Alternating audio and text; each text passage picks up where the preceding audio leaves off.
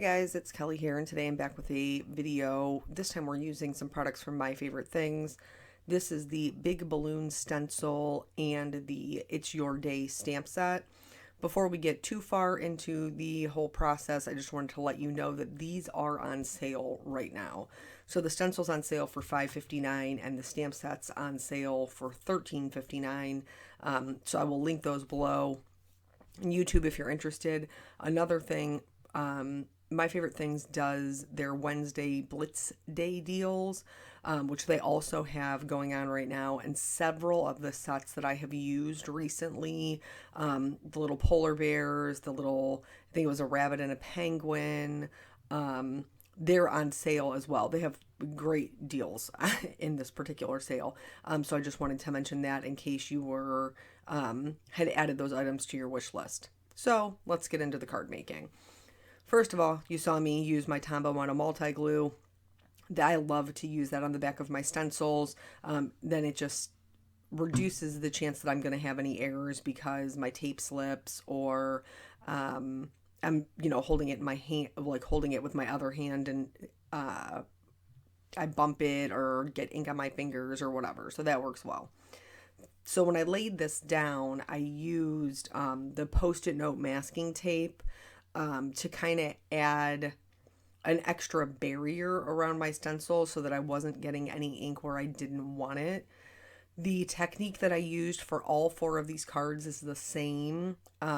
Basically, I went in and really just added color around the edges. For the majority of them, I did not re-ink my blending tool, and I just used what was left over on the foam to go over the center.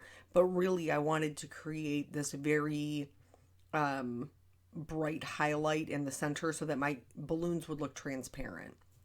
And that's the whole game plan through this whole thing.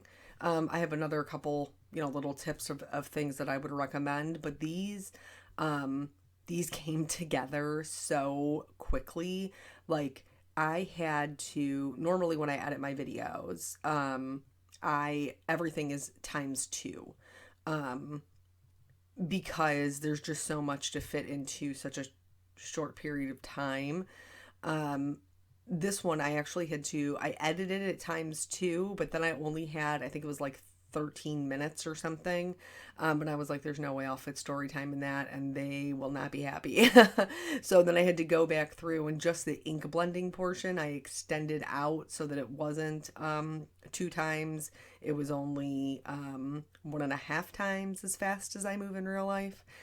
Just to give me a couple more minutes to be able to talk.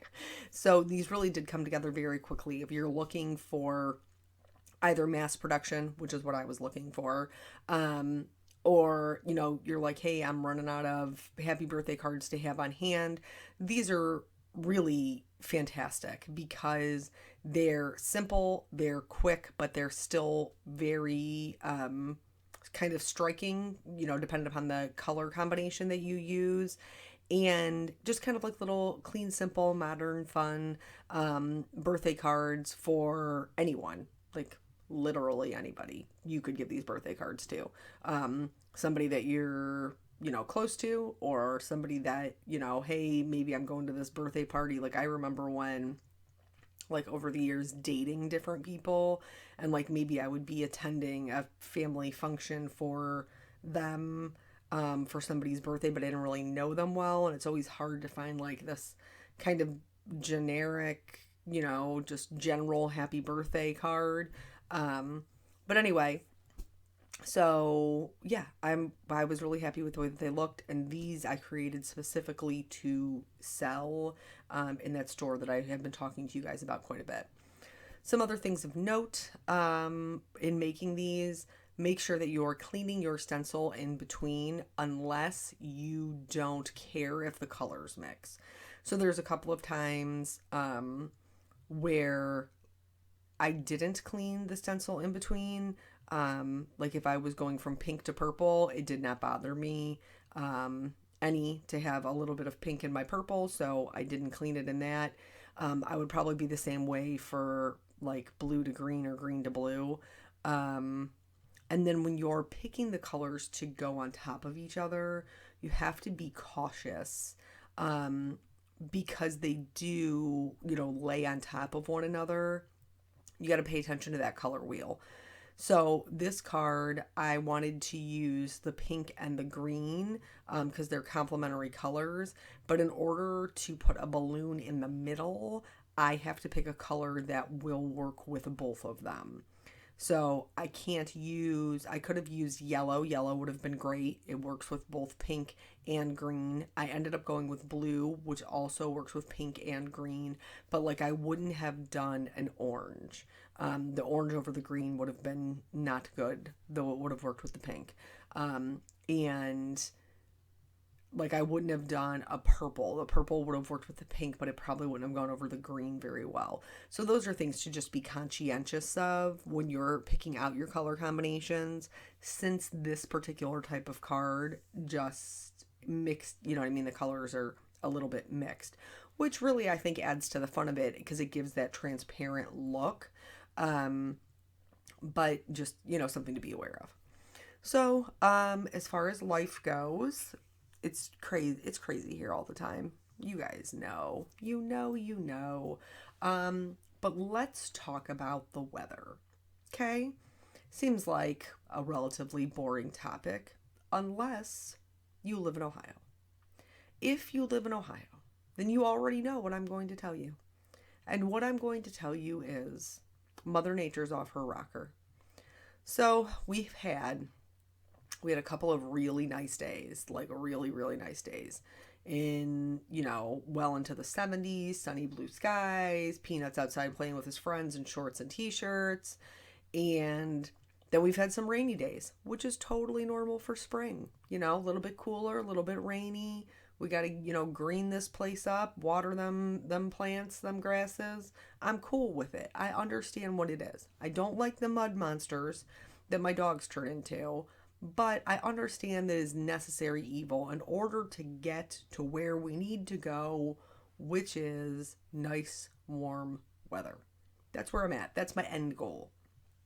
The other day, I got up, and the temperature had started to drop the night before, like down into probably like the 40s. And I was like, this is a little bit of shenanigans, but all right. Like, it's not too bad. The next morning when I got up, it was snowing. It was lightly snowing. And it was April, what was it? The 18th? I think it was the 18th. And I'm like, okay, this is a little late in April. A little late in April for snow. Things are starting to bloom, and now we have snow. Like, what is going on? But it's just like a little bit of snow. It's no big deal. Okay. That night, I go to work. And I work overnight. So at approximately, I don't know, 2 o'clock in the morning-ish, I look outside because we have all these cameras, to watch various things. I happen to catch sight of the one outside. It is a full-on, like, snowstorm. Like, they're starting to call in service for salt trucks. It is coming down. And we're like, surely it should be warm enough that this is not going to stick. But in fact, it does start to stick. It does. And so when I left work, I had to clean my car on April 19th. I had to clean the snow off of my car. And it was like weird snow. Like, even the snow knew it was wrong. It just didn't. It was like a heavier snow, but it wasn't super wet. It felt almost like the kinetic sand, like that your kids play with. It was the weirdest textured snow. Even, like I said, even the snow knew that this was the wrong time for it, that it was coming at the wrong time. So I clean off my car. I have been, since Eric has gone to the detective bureau, I have been leaving work a little bit early so that I can come home in the morning. And it's not that he's not capable. He's totally capable. But if I can leave and come home to help him get her ready, and then, sometimes I take her where she needs to go and sometimes he takes her where she needs to go. But that way he doesn't have to get up super early. Because if I didn't come home and she was not cooperating, he would have to get up really early to make sure that he could get her ready and then himself ready for work. So anyway, so I've been leaving early. So I send him a text message. Back to the card real quick. So here, I didn't clean off the orange and I just went straight in with the pink. This did change my pink to a little bit more of a coral color, but I thought it was really pretty, and so that I was okay with it. Normally, you would not want to mix your orange and your purple because they're complementary colors, but because the orange was just a touch of it with the pink mixed in, it wasn't really an issue. Okay. So I text Eric and I'm like, these roads are trash. Like, of course, nobody thought it was going to stick, so nobody is salting anything. So now I'm just full-fledged driving home on snow-covered roads at the end of April. I don't understand what's happening. So I get home, and fortunately, we had actually gotten less snow than the city that I work in.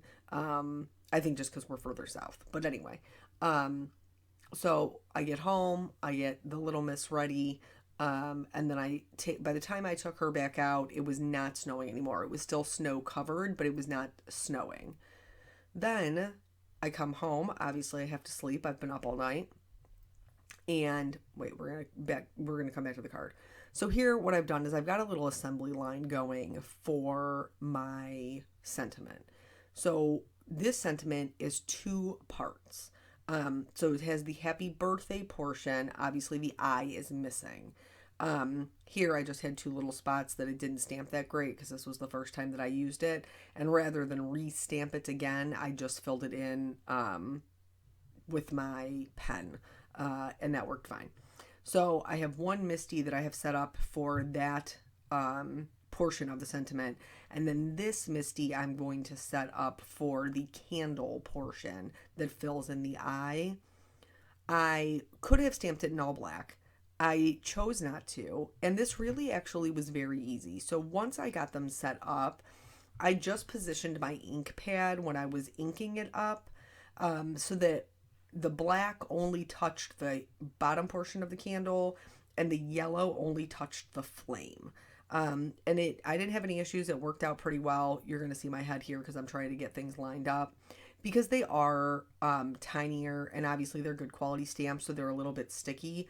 I did have a tiny bit of a hard time getting them to stop sticking to my fingers so that I could line them up, but I just used a pokey tool to kind of help myself out and it worked fine. Okay. So I come home, I go to sleep, I wake up, it is snowing again. Like the yard is snow covered and I'm like, wow, this is something here. So get up, get ready, I go to pick up Peanut from school and it's a full on blizzard. Like I cannot see. Visibility is reduced due to the snow that is falling down with the snow and the wind, and I'm like, this is like February, like I cannot even believe that this is happening. And so by the time I pick him up, he's covered in snow when I pick him up, and it's not like they make him wait outside when it's inclement weather. He's waiting in the building, so he only has to walk to the car, and by the time he gets to the car he's covered in snow. And it takes maybe 15 minutes to get to Caitlin's daycare to pick her up. And by the time that I get there to pick her up, it's blue skies and sunshine. Like, I'm not even kidding you. Like, the snow was just gone. It was just gone. It was wild. And now, this weekend, it's supposed to be 80 degrees. I don't even know. I don't know. I'm going to be grateful. I'm going to be grateful for the nice weather this weekend. But it was totally crazy. And then the next morning, because I had to work that night, and then the next morning, it did snow a little bit. But poor Eric, I felt bad for him. Y'all know how it is when you got little ones. Miss Caitlin did not want to sleep. He had to play the pacifier game all night. And then she woke up at 5 o'clock in the morning. And typically he doesn't get up until like 6, quarter after 6. She was not having it. And then, so I got home because, like I said, I've been leaving early so I can come home and help out. But by the time I get home, it's not even worth it for him to go back to bed, so he was dragging it all day long. I really felt for him. It's really terrible when they do that. Also, something here happening. So you can do your assembly line once you have everything set up. You can do them either way. Like, I've been stamping the happy birthday first and then filling in the candle, but you can also do the candle first and then stamp the happy birthday. Because the card is lined up directly in the corner, whether one is there or not, they're going to line up in the exact same spot. That is the joy of the Misty, is being able to always have it stamp in the same spot once your card's there. And I have the Misty corners. I don't really use them. But if you needed, to stamp maybe off your card or something, you could also use the corners to line it up. So then that way they would always stay in the same position. So I typically use my minis. I use my minis quite a bit. I probably use both of them, the regular size Misty and the mini, probably in equal proportion. They're just fabulous tools.